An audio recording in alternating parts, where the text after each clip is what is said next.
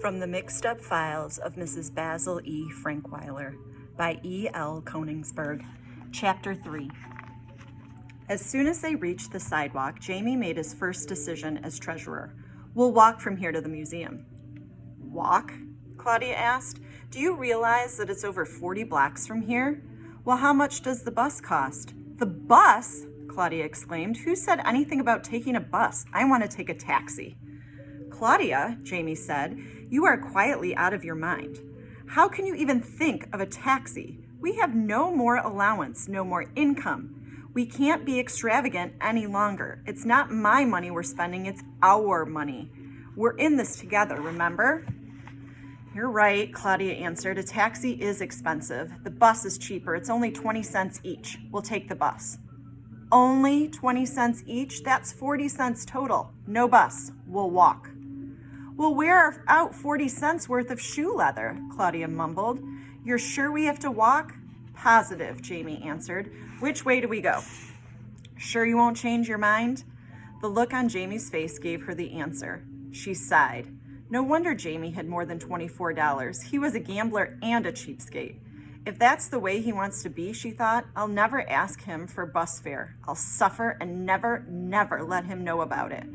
But he'll regret it when I simply collapse from exhaustion. I'll collapse quietly. We'd better walk up Madison Avenue, she told her brother.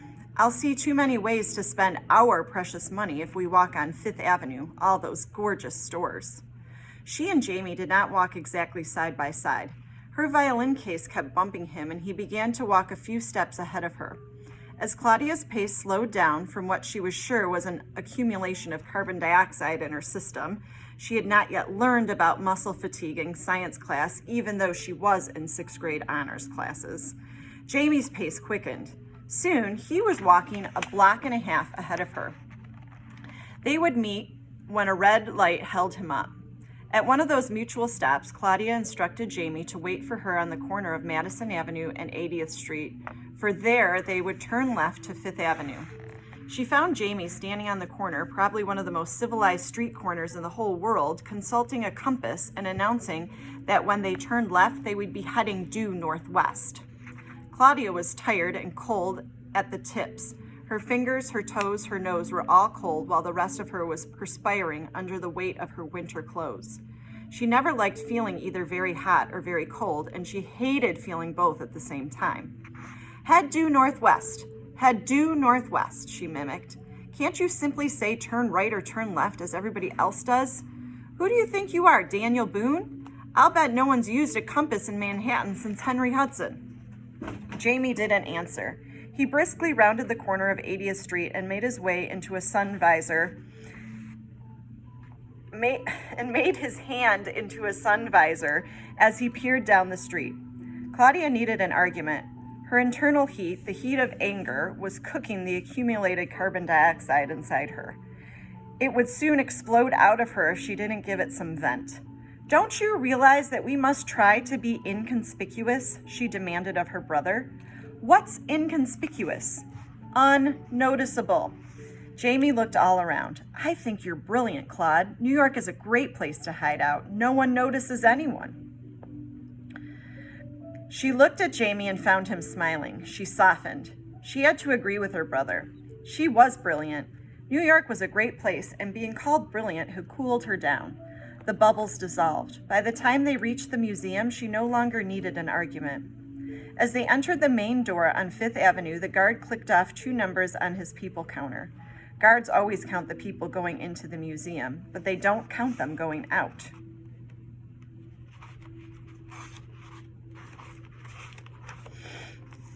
By the time Claudia and Jamie reached their destination, it was 1 o'clock, and the museum was busy. On any ordinary Wednesday, over 26,000 people came. They spread out over the 20 acres of floor space. They roam from room to room to room to room. On Wednesday, come the gentle old ladies who are using the time before the Broadway matinee begins. They walk around in pairs.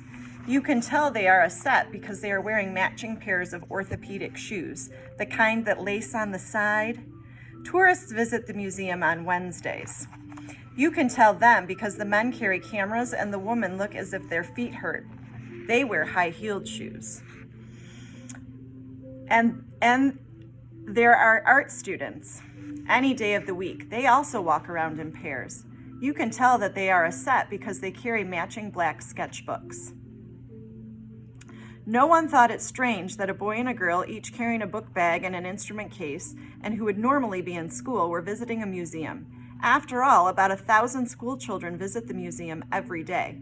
The guard at the entrance merely stopped them and told them to check their cases and book bags. A museum rule: no bags, food, or umbrellas.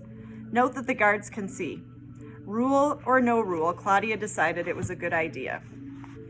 A big sign in the checking room said no tipping, so she knew that Jamie couldn't object. Jamie did object, however. He pulled his sister aside and asked her how she expected him to change into his pajamas.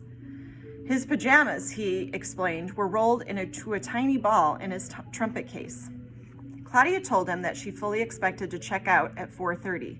They would then leave the museum by the front door and within 5 minutes would re-enter from the back door, through the door that leads from the parking lot to the Children's Museum. After all, didn't that solve all of their problems?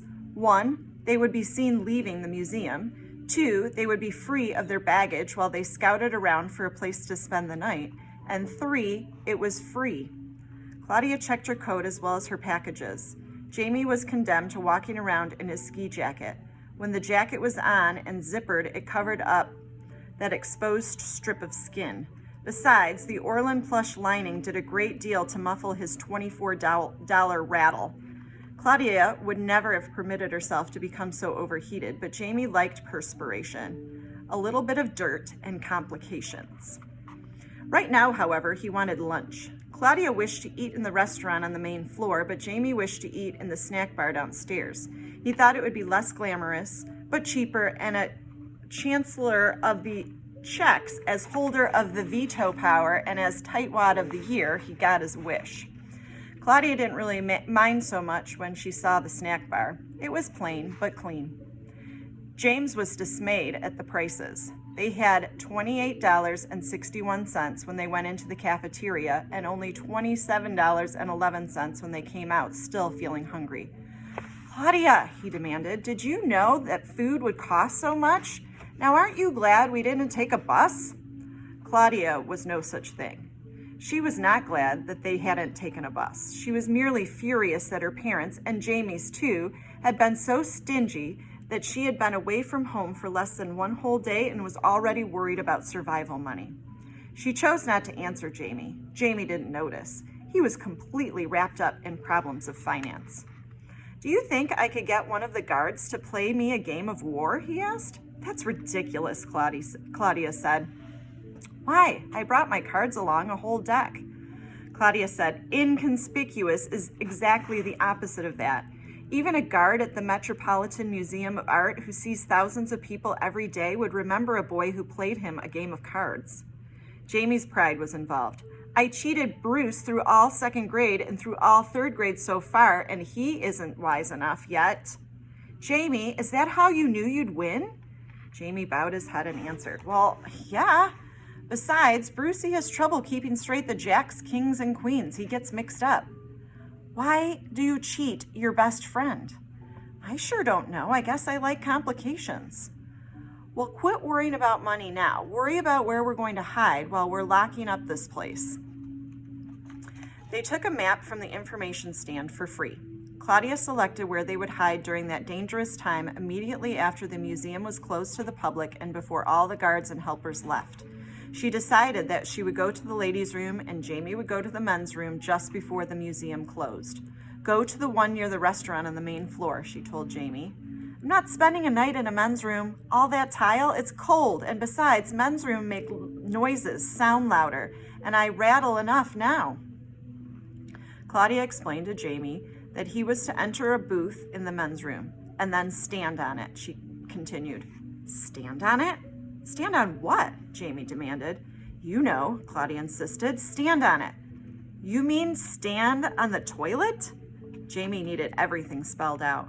Well, what else would I mean? What else is in there in the booth in the men's room? And keep your head down and keep the door to the booth very slightly open, Claudia finished. Feet up, head down, door open. Why? because I'm certain that when they check the ladies' room and the men's room, they peek under the door and check only to see if there are feet. We must stay there until they're sure all the people and guards have gone home." "How about the night watchman?" Jamie asked. Claudia displayed a lot more confidence than she really felt. "Oh, there'll be a night watchman, I'm sure, but he mostly walks around the roof trying to keep people from breaking in. We'll already be in. They call what he walks a catwalk. We'll learn his habits soon enough. They must regularly use burglar alarms on the inside. We'll just never touch a window, a door, or a valuable painting. Now let's find a place to spend the night." They wandered back to the rooms of fine French and English furniture. It was here, Claudia knew for sure, that she had chosen the most elegant place in the world to hide. She wanted to sit on the lounge chair that had been made for Marie Antoinette, or at least sit at her writing table, but signs everywhere said not to step on the platform, and some of the chairs had silken ropes strung across the arms to keep you from even trying to sit down. She would have to wait until after lights out to be Marie Antoinette. At last she found a bed that she considered perfectly wonderful, and she told Jamie that they would spend the night there. The bed had a tall canopy supported by an ornately carved headboard at one end and two gigantic posts at the other. Claudia had always known that she was meant for such fine things. Jamie, on the other hand, thought that running away from home to sleep in just another bed was really no challenge at all. He, James, would rather sleep on the bathroom floor after all. Claudia then pulled him around to the foot of the bed and told him to read what the card said. Jamie read, "Please do not step on the platform." Claudia knew that he was being difficult on purpose, therefore she read for him. "State bed, scene of the alleged murder of Amy Robsart, first wife of Lord Robert Dudley, later Earl of..." Jamie couldn't control a smile. He said, "You know, Claude, for a sister and a fuss budget, you're not too bad." Claudia replied, "You know, Jamie, for a brother and a cheapskate, you're not too bad either." Something happened at precisely that moment. Both Claudia and Jamie tried to explain to me about it, but they couldn't quite. I know what happened, though I never told them.